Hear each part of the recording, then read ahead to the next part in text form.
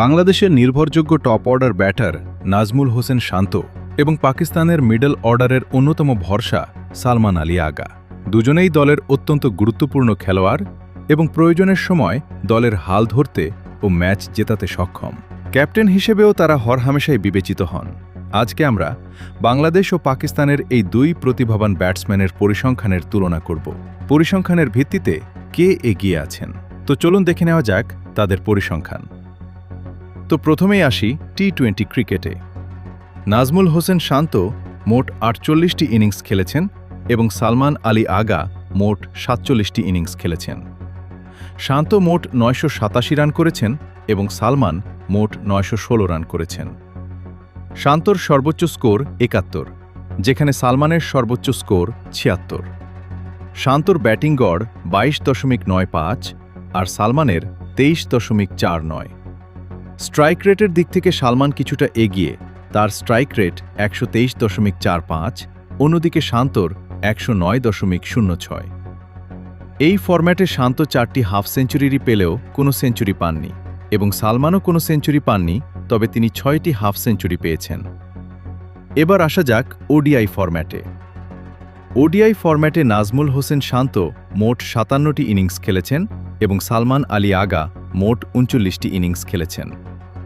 শান্ত মোট ১৭০৫ রান করেছেন এবং সালমান মোট ১৩৬৩ রান করেছেন।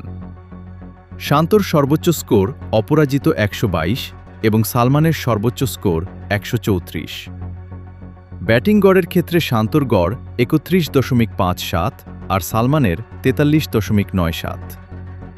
শান্তর স্ট্রাইক রেট ৭৭.৮৫ এবং সালমানের ৯৫.২৫। ওয়ানডেতে শান্ত ৩টি সেঞ্চুরি এবং ১০টি হাফ সেঞ্চুরি করেছেন, যেখানে সালমান ২টি সেঞ্চুরি এবং ৮টি হাফ সেঞ্চুরি করেছেন। সবশেষে আসি টেস্ট ক্রিকেটে। টেস্ট ক্রিকেটে নাজমুল হোসেন শান্ত মোট ৭৩টি ইনিংস খেলেছেন এবং সালমান আলী আগা মোট ৪৪টি ইনিংস খেলেছেন। এখানে শান্ত বেশ কিছু ম্যাচ বেশি খেলেছেন এবং রানও বেশি করেছেন। শান্ত মোট ২২৯৮ রান করেছেন এবং সালমান মোট ১৪৮৭ রান করেছেন। টেস্টে শান্তর সর্বোচ্চ স্কোর ১৬৩, যেখানে সালমানের সর্বোচ্চ স্কোর অপরাজিত ১৩২। শান্তর ব্যাটিং গড় ৩২.৩৭ এবং সালমানের ৩৯.১৩। টেস্টে শান্তর স্ট্রাইক রেট ৫৩.৫৯ এবং সালমানের ৬২.৩০।